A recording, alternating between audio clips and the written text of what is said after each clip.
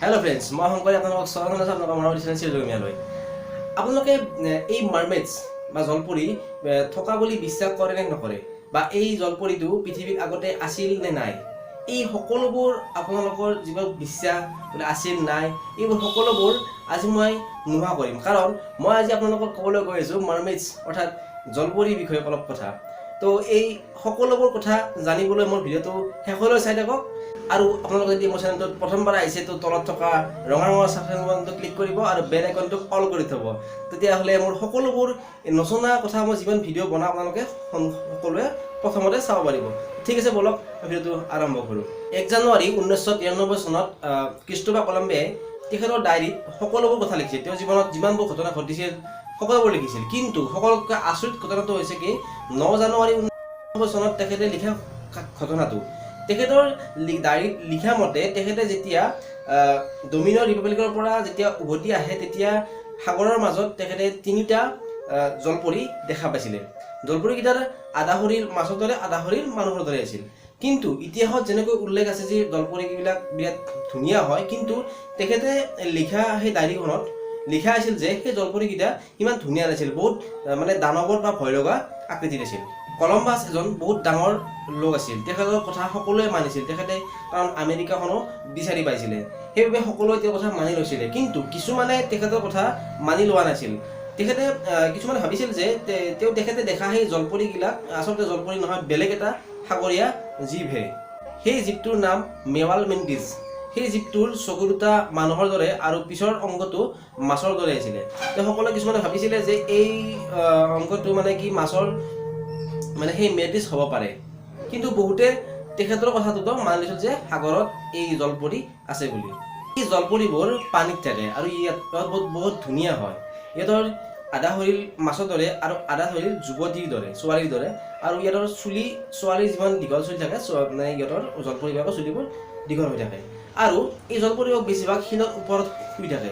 শিলৰ ওপৰত শুই ইহঁতে নিজৰ ৰূপটো পানীত চাই নিজে প্ৰশংসা কৰি থাকে। এই জলপৰীবোৰ দেখাত মানুহৰ দৰে হ'লেও ইয়াৰ ভিতৰত মানুহৰ দৰে আত্মা নাথাকে।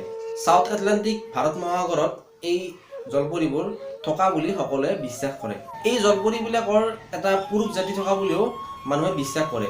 এই পুৰুষ জাতিটোৰ নাম হৈছে mermaid বুলি কোৱা হয়। এই পুৰুষ জাতিটো এই জলপৰীৰ দৰে ইমান ধুনীয়া নহয়, অলপ পুৰুষ হয়। এই জলপৰীবোৰ বেলেগ বেলেগ সভ্যতাৰ মানুহে বেলেগ বেলেগ ৰূপত বৰ্ণনা কৰে। কিছুমানে বহুত ধুনীয়া বুলি কয়, কিছুমানে বহুত মানে পেথুকা মানে বহুত ভয় লগা বা ভয়ংকৰ বুলি কয়।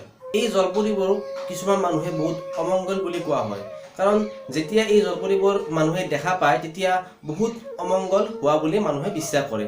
যেনেকৈ সাগৰত ধুমুহা, চুনামি, এইবোৰ সকলোবোৰ এই জলপৰীবোৰ দেখাৰ পিছত হয় বুলি সকলোৱে বিশ্বাস কৰে। এই যে জলপৰীত থকাটো মানুহে যে বিশ্বাস কৰিলে বা হ'ল, কেনেকৈ উল্লেখ কৰা হ'ল, তো আহক এই বিষয়ে জানো অলপ। এই জলপৰীবোৰৰ কাহিনী আৰম্ভ হৈছিলে চিৰিয়াৰ ৰাণী আটাৰ্কেটিছৰ পৰা, যাক প্ৰথম জলপৰী বুলি কোৱা হয়। আটাৰ্কেটিছক চন্দ্ৰৰ দেৱী বুলিও কোৱা হয়। 4000 বছৰ আগতে চিৰিয়াত এই আটাৰ্কেটিছক পূজা কৰা হৈছিলে। আটাৰ্কেটিছে হাতাত নামৰ এজন লোকৰ প্ৰেমত পৰিছিলে আৰু প্ৰেমত পৰাৰ পিছত তেখেতসকলৰ মাজত বিবাহ হৈছিলে। বিয়াৰ পিছত তেখেতসকলৰ এজনী ছোৱালী জন্ম পায় আৰু সেই ছোৱালীজনীয়ে পিছত চিৰিয়াৰ ৰাণী হয়। তাৰ পিছতে যেতিয়া এই ছোৱালীজনী জন্মৰ পিছতে এই হাতাতৰ এদিন মৃত্যু হৈ যায়। এই মৃত্যুৰ কাৰণ আটাৰ্কেটিছ নিজে হোৱা বুলি ভাবি লৈ তেখেতে নিজেই সাগৰত মৃত্যুবৰণ কৰিবলৈ যায়। এই সাগৰত যেতিয়া তেখেতে গভীৰতাত প্ৰৱেশ কৰে তেতিয়া সাগৰৰ মাজত গভীৰতা যোৱাৰ পিছত তেখেতৰ ৰূপ দেখি সাগৰে তেখেতৰ আধা শৰীৰ মাছৰ দৰে আৰু আধা শৰীৰ মানুহৰ দৰে কৰি দিয়ে। লিটিনৰ ইতিহাসতো প্ৰচলিত এখন কিতাপ পিলিনো ইলিডাৰ নামৰ এখন কিতাপতো এই জলপৰীৰ বিষয়ে উল্লেখ আছে। এই জলপৰীৰ বিষয়ে গ্ৰীক পুৰাণতো উল্লেখ আছে, কিন্তু গ্ৰীক পুৰাণত এই জলপৰীক এটা দানৱ হিচাপে পৰিচিত হৈছিল। এইটো ইমানেই ভয়ানক দানৱ, যদি কেতিয়াবা সাগৰৰ পাৰলৈ যদি কোনোবা পুৰুষ যায় তেতিয়া সাগৰৰ পাৰত যোৱাৰ পিছত এই জলপৰীবিলাকে সুন্দৰ সুন্দৰ গীত গাই এই পুৰুষবোৰক সাগৰৰ মাজলৈ লৈ যায়। ইমানে ভয়ানক আছিল এই জলপৰীবোৰ। কলম্বাছে যে কৈছিল যে জলপৰীবোৰ আছে সেইটো নহয়। চনত নেদাৰলেণ্ডত একদম নামৰ এখন চহৰত এটা সাগৰীয়া বহুত ডাঙৰ এটা সাগৰীয় ধুমুহা বতাহ হৈছিলে। এই ধুমুহা বতাহ হৈ যোৱাৰ পিছত তাৰ বহুত লোকে তাৰ সাগৰৰ পাৰত এই জলপৰীবোৰত দেখা পাইছিলে, কিন্তু এই জলপৰীবোৰৰ মুখকেইখন চিনি পোৱা নাছিল, কাৰণ এই জলপৰীৰ মুখবোৰ শিলত খুন্দা খাই খাই মানে চিনি পোৱা অৱস্থাত নাছিলে।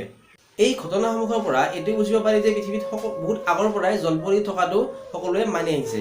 আৰু কিছুমান মানুহে কয় যে সাগৰত যিবিলাক ডলফিন আছে, সেই ডলফিনবিলাকে মানুহৰ লগত ইমান সহজে কেনেকৈ মিলি যাব পাৰে।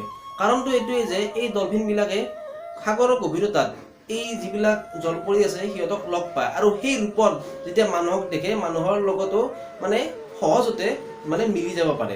আজিকালি আপোনালোকে ইণ্টাৰনেটত বহুত ভুৱা এনেকুৱা জলপৰীৰ কথা আপোনালোকে শুনিব পাৰিব। তাৰে 90% বহুত ভুৱা কথা মানে, কিন্তু তাৰে 10% কথা সঁচা কথা। এই 10% কথাত জানিব মানে সঁচা বুলি প্ৰমাণ কৰিবলৈ আপোনালোকক মই দুটা কাহিনী ক'বলৈ ওলাইছোঁ। 2009 চনৰ ইজৰাইলৰ কোৰিয়াঙত লোকসকলে সাগৰৰ পাৰত এই জলপৰী দেখা বুলি কৈছিলে। এই দেখা পোৱা লোকসকলৰ সংখ্যা মোটামুটি 1000ৰ ওপৰত আছিলে, আৰু ইয়াত যোনবিলাক পৰ্যটকসকল আছিলে, পৰ্যটক আহিও সাগৰৰ পাৰত দেখিছিলে। এই জলপৰী দেখা সময়টো হৈছে যেতিয়া বেলি ডুবে, তেতিয়াহে এই জলপৰীবোৰ দেখা পায়। 2012 চনত জিম্বাবুৱেৰ গকি নামৰ এখন চহৰত এটা ডেম বনোৱাৰ বাবে বহুত শ্ৰমিকে কাম আধাতে এৰি গুচি যায়, কাৰণ সেই ডেমৰ ওচৰত যিটো নদী বৈ আছিলে এই নদীটোত জলপৰী থকা বুলি সেই লোকসকলে বিশ্বাস কৰিছিল, আৰু এই জলপৰীবিলাকে সেই লোকসকলক আক্ৰমণো কৰিছিলে। সেইবাবে সেই লোকসকলে তাতে কাম নকৰোঁ বুলি গুচি গ'ল। তাৰপিছত তাৰ কাম কৰিবৰ কাৰণে বেলেগ দেশৰ পৰা বেলেগ মানে শ্ৰমিক আনিলে, আৰু সেই শ্ৰমিকসকলক কাম কৰিব দিয়া হ'ল। কিন্তু সেই শ্ৰমিকসকলেও কাম কৰিব নোৱাৰিলে, কাৰণ সেই যোনটো জলপৰী আছিলে সেইটো বহুত ভয়ানক আছিলে বা সিহঁতে দেখা পাইছিলে। তাৰপিছত বিদেশৰ পৰা লোক আনি এই ডেমটো বনোৱাৰ বাবে তৈয়াৰ কৰা হ'ল, কিন্তু এই লোকসকলক দিনৰ ভাগতে কাম কৰিব দিয়া হৈছিলে, ৰাতি কাম কৰিব দিয়া হোৱা নাই। এই কাম কৰাৰ পিছত ডেমটো বনোৱা হৈ গ'ল, কিন্তু তাৰ পিছতো সেই জলপৰীটো সেই ঠাইত থকা বুলি বহুতে দেখা পাইছিলে। তাৰ এটা উদাহৰণ হৈছে সেই ডেমত দুজন ল'ৰাৰ কথা। সেই ডেমৰ কাষত দুজন ল'ৰাই খেলি আছিলে। তাৰপিছত সেই ডেমৰ তলত নদীত দেখিলে যে এটা বহুত মাছ এটা ডাঙৰ বেলেগ ধৰণৰ মাছ এটা। সেই মাছটো ধৰিবলৈ যেতিয়া সেই দুজন যুৱক তলত গ'ল ধৰিবৰ কাৰণে, কিন্তু সেই দুজন যুৱক পিছত উভতি নাহিলে। সিহঁতে যদি ডুবিল হয়, সঁচাকৈ ডুবি গ'ল হয় পানীত পৰি, সিহঁতে সাঁতুৰিব জানিছিল, ডুবি যোৱাৰ কোনো প্ৰশ্নই নুঠে। সেই সকলোৱে মানি ল'লে যে এই জলপৰীটোৱে এই ল'ৰা দুটাক মৃত্যু ঘটালে। যদি এই জলপৰীবোৰৰ কথা বৈজ্ঞানিকভাৱে ভবা যায়, তো এই জলপৰীৰ আধা শৰীৰ মানুহৰ দৰে হয়। যদি মানুহৰ দৰে শৰীৰটো আধা শৰীৰ হয়, তেতিয়াহ'লে ইমান সময় সাগৰৰ তলত বা পানীৰ মাজত কেনেকৈ থাকিব পাৰে? হয়তো এনেকুৱা হ'ব পাৰে যে এই জলপৰী বোলা বস্তুটো মানে আকৃতিটো বেলেগ হ'ব পাৰে, যে মানুহৰ দৰে নহয়, কাৰণ সাগৰৰ গভীৰতাত এতিয়ালৈ মাত্ৰ 5%হে গৱেষণা কৰা হৈছে, বাকী শতাংশ এতিয়ালৈ গৱেষণা কৰিব পৰা নাই। হয়তো হ'ব পাৰে যে জলপৰী আছে, কিন্তু তাৰ আকৃতিটো বেলেগ হ'ব পাৰে, এনেকুৱা নহয় যিটো আমাৰ মাজত প্ৰচলিত হৈ আছে। যিসকল লোকে জলপৰীবোৰ দেখা বুলি নিজকে ভাবিছে বুলি জলপৰী দেখিছোঁ, সেইসকল লোকে বিশ্বাস কৰিব, কিন্তু যিসকলে এতিয়ালৈ দেখা নাই জলপৰীবোৰ, ৰিয়েলত দেখা নাই, সেইসকলে থকা বুলি এতিয়াও বিশ্বাস নকৰে, কাৰণ বৈজ্ঞানিকভাৱে এইটো এতিয়ালৈ প্ৰুফ হোৱা নাই। শেষত এটা কথাই কওঁ যে জলপৰীবোৰ আছে নে নাই এতিয়ালৈ বৈজ্ঞানিকভাৱে প্ৰমাণিত হোৱা নাই সম্পূৰ্ণভাৱে। তো যদি ভিডিঅ'টো চাই ভাল পাইছে তো কমেণ্ট কৰি জনাব কেনেকৈ পালে, লাইক কৰিব, শ্বেয়াৰ কৰিব, যিমান পাৰে সিমান শ্বেয়াৰ কৰিব। সকলোকে জনাওক যে জলপৰীবিলাক কি বস্তু, কেনেকৈ হ'ল, কেনেকৈ আহিল প্ৰথমতে।